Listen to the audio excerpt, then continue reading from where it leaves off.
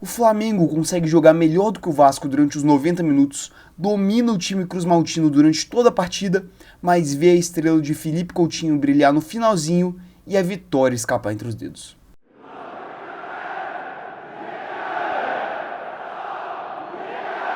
Flamengo e Vasco pelo retorno do Campeonato Brasileiro, cara. A reedição de um confronto que, no primeiro turno, representou um 6-1 acachapante, em que o Flamengo ele destruiu o Vasco em todos os sentidos, e agora a gente tinha um cenário, um tanto quanto diferente. Um Flamengo vivendo um pouquinho mais de crise por conta de desempenhos ruins recentes, e resultados abaixo do esperado. E o Vasco vivendo uma temporada de recuperação, conseguindo dar essa volta por cima no Campeonato Brasileiro e vindo de 5 jogos de invencibilidade no Campeonato Brasileiro. E em todo esse cenário se deu esse clássico. Bem, já partindo para as escalações, o Flamengo ele veio com o que tinha de melhor à disposição, com as adições de Alexandro e Gonzalo Plata, recentemente contratados e que já entraram com uma medida meio que emergencial, mediante toda a situação de crise de lesões que o Flamengo ele vem vivendo. Dito isso, o time foi escalado a campo com Agustin Rossi, Guilherme Varela na lateral direita, no miolo da zaga Léo Pereira e Fabrício Bruno, e o estreante Alexandro na lateral esquerda. Na volância, Léo Ortiz e Pulgar. Na faixa ali mais no meio de campo, a gente tinha o Luiz Araújo caindo mais pela direita, o Gerson caindo mais como um camisa 10 mesmo, e o Gonzalo Plata caindo como ponta esquerda. E lá na frente, Bruno Henrique na ausência do Pedro lesionado. Já do lado do Vasco, a gente tem um time que recém conseguiu se classificar na Copa do Brasil, voltar à semifinal depois de 11 anos, jogando na Arena da Baixada, e vinha com um time que tinha algumas mudanças, por questão mesmo de rodagem física, porém, no geral, era o time titular e o melhor que o Vasco tinha à disposição, começando com o Léo Jardim, Paulo Henrique, que fez uma belíssima partida na lateral direita, Maicon e Léo Pelé no miolo da zaga e Lucas Piton na lateral esquerda. Mas aqui na faixa da volância mesmo, Hugo Moura, que também fez uma boa partida, e Sforza, o argentino. Já na faixa ali mais no meio de campo, Jean David na ponta direita, Dimitri Payet no meio de campo e David na ponta esquerda, a principal válvula de escape do Vasco durante praticamente todo o jogo. E lá na frente, o matador Veguete. Bem, o iniciozinho do primeiro tempo ele já mostrou basicamente o que seria a partida no geral. O Flamengo detendo a posse de bola, criando mais jogadas e dominando o Vasco, conseguindo ritmar o jogo a seu favor da forma com que quisesse. Já do lado vascaíno mesmo, você tinha um time, cara, que estava muito mais postado para um contra-ataque e para fazer uma marcação muito intensa. E assim, a ideia do Vasco era um tanto quanto clara: sair na velocidade de contra-ataques e lançamentos que miravam principalmente o David. Tanto que você teve, por exemplo, uma chance criada em que você teve exatamente esse cenário. O Paulo Henrique lançando essa bola pro David, ele ganhando na velocidade da zaga do Flamengo e acertando o travessão na hora da finalização. Uma pena que nesse caso aqui ele estava impedido. Mas realmente o Vasco ele se armou para fazer isso aqui durante todo o primeiro tempo. E naturalmente o Flamengo ele teve o domínio da partida e criou diversas chances. E o Flamengo ele teve realmente a sua melhor chance quando o Arrascaeta ele conseguiu aproveitar de um vacilo do Dimitri Payet e conseguiu roubar essa bola praticamente na entrada da área do Vasco. Cara, o Arrascaeta ele demorou muito para conseguir realmente tomar uma decisão. Ficou ele sozinho com o Léo Jardim, ele tinha opções de passe, ele poderia ter tentado finalizar até, só que, cara, ele demorou muito e ele perdeu essa chance espetacular que caiu do céu no pé assim do Flamengo realmente para ele conseguir criar uma boa chance. E aí o Arrascaeta ele acaba demorando, toca pro Léo Ortiz e o Léo Ortiz se embanando tudo com a bola, Eu acho que ele não tava esperando um passe tão forte do Arrascaeta, mas aqui o Flamengo ele perdeu uma excelente chance de realmente conseguir abrir o placar, de conseguir fazer toda aquela pressão, aquela posse de bola, aquele volume de jogo valerem a pena. E o primeiro tempo ele termina justamente com esse cenário do Flamengo ele dominando muito o Vasco, tendo essa posse de bola, ritmando o jogo a seu favor, e o Vasco, cara, que não conseguia sair muito. Um Vasco ele tinha um meio de campo que ele não funcionava com o Payet ele tava marcando bastante, só que seguindo o padrão meio que da temporada dele, ele não conseguia auxiliar tanto o Vasco ofensivamente. E essa perda de meio de campo ela foi determinante pro Vasco ele ser basicamente inofensivo no primeiro tempo. A única chance que o Vasco realmente teve foi aquela do David que eu já narrei aqui, só que ela estava impedida. Já do lado do Flamengo, cara, você tinha movimentações ofensivas muito interessantes. Você teve o Luiz Araújo ele saindo logo no iniciozinho da partida, lesionado, ele sentiu uma questão no joelho e mais uma lesão pro DM do Flamengo, cara. Inacreditável, a gente não sabe quando isso aqui vai realmente acabar. Cara, é bizarro o tanto de jogador lesionado que você tem no Flamengo. E aí você teve justamente o Arrascaeta entrando logo, né? E o Gerson caindo para a ponta direita. E você tinha algumas triangulações, umas movimentações ofensivas muito interessantes. Cara, eu gostei muito do primeiro tempo do Gonzalo Plata, né? O recém-contratado do Flamengo, equatoriano. Cara, ele mostrou meio que um futebol moleque muito interessante. Ele realmente não tinha medo de arriscar jogadas individuais, dribles mais ousados. Ele fazia algumas alternâncias de posição com o Bruno Henrique, caindo às vezes mais aqui no meio mesmo. Só que ele conseguia dar uma dinâmica muito interessante para o ataque do Flamengo. Ele se mostrou um jogador muito interessante e que vai ajudar bastante o Flamengo justamente por ter essa individualidade, por ter essa imprevisibilidade do drible. Cara, foi um jogador muito interessante que eu gostei bastante nesse primeiro tempo. No geral, o Gerson e o Arrascaeta também foram bem, né? O Arrascaeta que começou no banco para ser mais poupado, só que acabou que teve que jogar por necessidade mesmo, né? O Luiz Araújo ele acabou se lesionando. E também queria pontuar o primeiro tempo bom, na minha opinião, do Alexandro. Ele conseguiu apoiar bastante o Flamengo até que ofensivamente. E assim, eu tava esperando o Alexandro um nível um pouquinho mais abaixo do que a gente tinha visto na Europa. Assim, nesse início aqui do Flamengo realmente, né? Pra mim é um jogador que vem de uma fase muito ruim no continente europeu, só que aqui, cara, ele conseguiu apresentar um bom futebol, me surpreendeu muito positivamente esse primeiro tempo do Alexandro.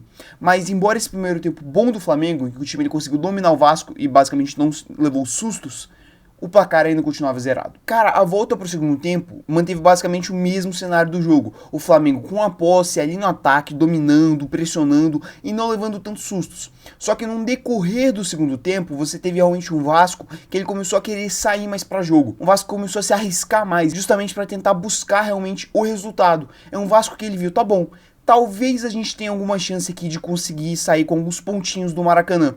Então, por que não arriscar? Porém, é nesse momento realmente que o Vasco ele começa a se arriscar um pouquinho mais, que o Flamengo ele começa a ter as suas melhores chances. Você tem um lançamento bizarro de bom do Arrascaeta pro Gonzalo Plata, ele ajeita de cabeça pro Bruno Henrique, ele ganha na velocidade do zagueiro e chuta a bola na trave. Primeira chance realmente de grande perigo do Flamengo nesse segundo tempo. Logo na sequência, você tem o Alexandro tirando um cruzamento esse maravilhoso da Cartola e aparecendo o Léo Ortiz sozinho no meio da área para cabecear e acertar novamente a bola no travessão.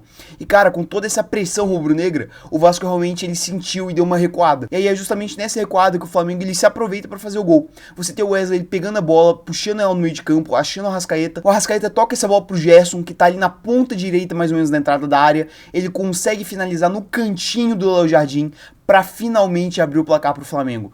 Toda aquela pressão que o Flamengo ele fez durante toda a partida, finalmente foi recompensada com esse gol. E era um gol que era merecido, porque o Flamengo ele jogava melhor do que o Vasco. E o Vasco, cara, tentou sair um pouquinho, só que logo depois, quando o Flamengo ele começou a martelar, recuou e acabou levando o gol nesse lance aqui do Gerson. E um lance coletivamente muito bonito. Um lance coletivamente que realmente mostrava a superioridade do Flamengo na partida.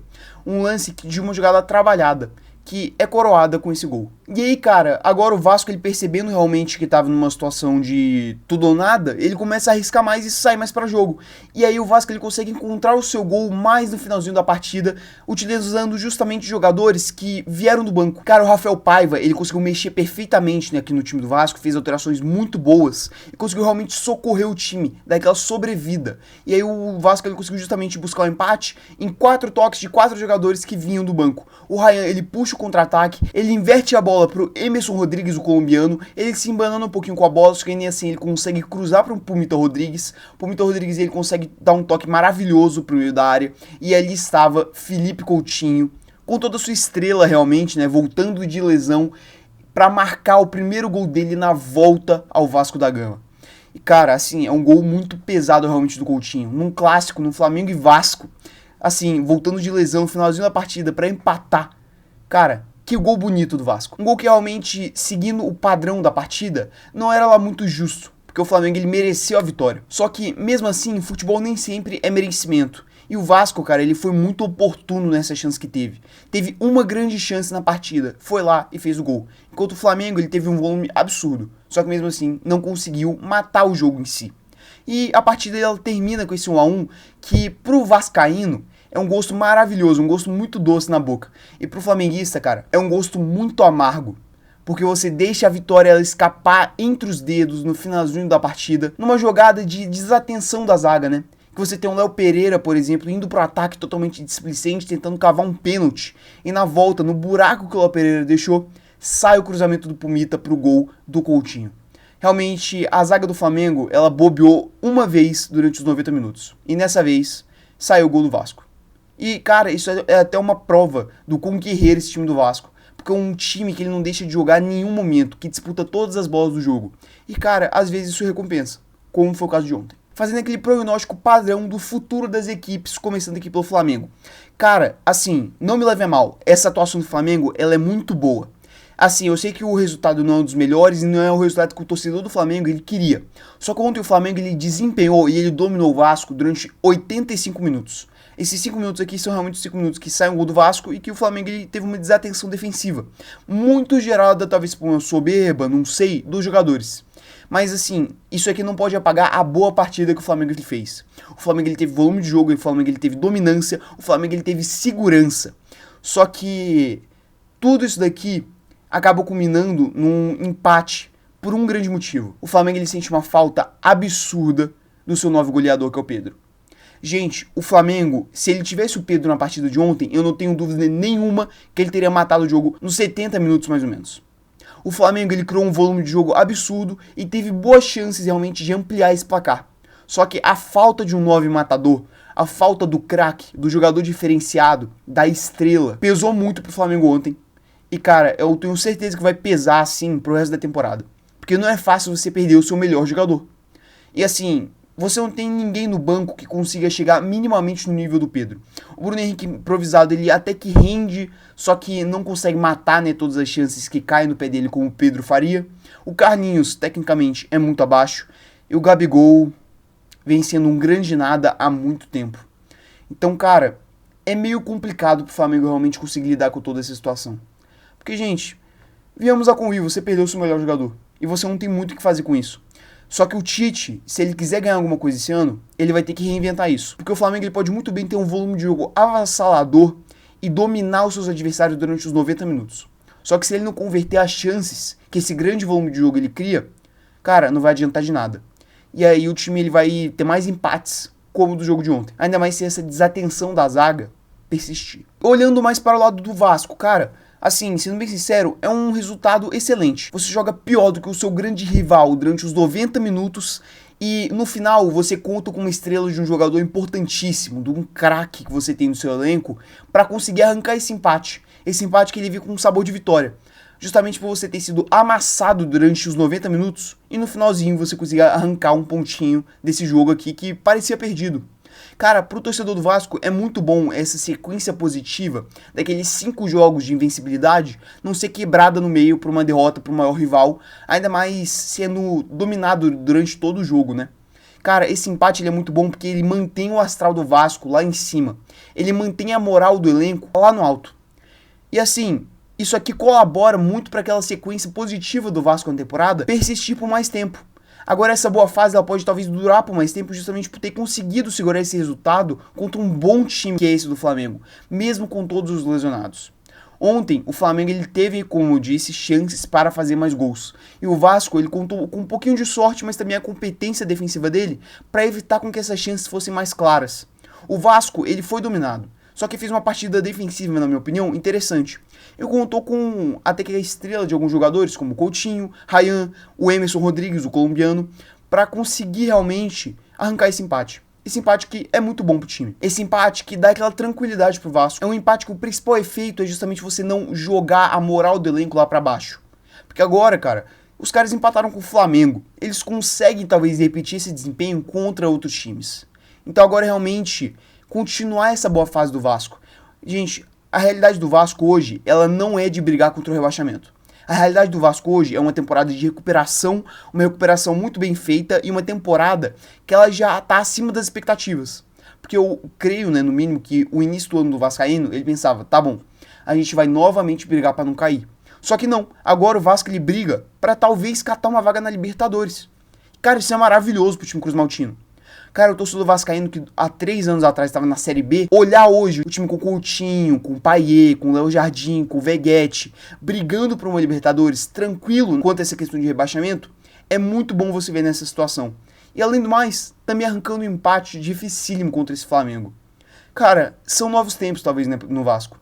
E esse empate, ele é bom, como eu falei, para manter essa boa fase, para manter essa invencibilidade e para o time ele buscar realmente continuar com essa boa fase. Ainda tem um desafio muito grande, né, na próxima rodada, que vai enfrentar o Palmeiras em Brasília. E, novamente, essa invencibilidade ela vai ser colocada a teste. Mas o time ele mostrou resiliência contra o Flamengo. E se fizer alguns ajustes, quem sabe consegue manter ainda mais essa invencibilidade contra o Palmeiras agora. Então, no mais é isso. Realmente é um futuro um tanto quanto bom para as duas equipes. O Flamengo porque vê uma luz no fim do túnel com esse bom desempenho nos jogos recentes pós-data FIFA. Só que ainda é evidente a falta do seu 9 lá na frente. E esse 9 ele vai fazer falta até o fim do ano, na minha opinião. Porque não vai chegar ninguém para realmente cobrir o Pedro. Já do lado do Vasco, você tem um time que vem fazendo essa temporada de recuperação. Vem dando pro torcedor um alívio. E ainda assim dando aquela expectativa de talvez conseguir brigar por algo a mais. Mas ainda assim, o torcedor do Vasco, na minha opinião, tem que ficar com o pé no chão. Porque a temporada é sim de recuperação e ela é sim muito boa. Só que se essa fase boa aqui passar e o time começar a oscilar mais, não tem que jogar tudo pro alto e dizer que tudo é uma merda. Porque esse time do Vasco aqui ele já superou as expectativas. Ninguém esperava o Vasco brigando por Libertadores. E esse é o atual cenário do time. Se você puder deixar o seu like, a sua inscrição e ativar o sininho para receber mais vídeos aqui do canal, eu agradeceria bastante. No mais é isso, até o vídeo de amanhã.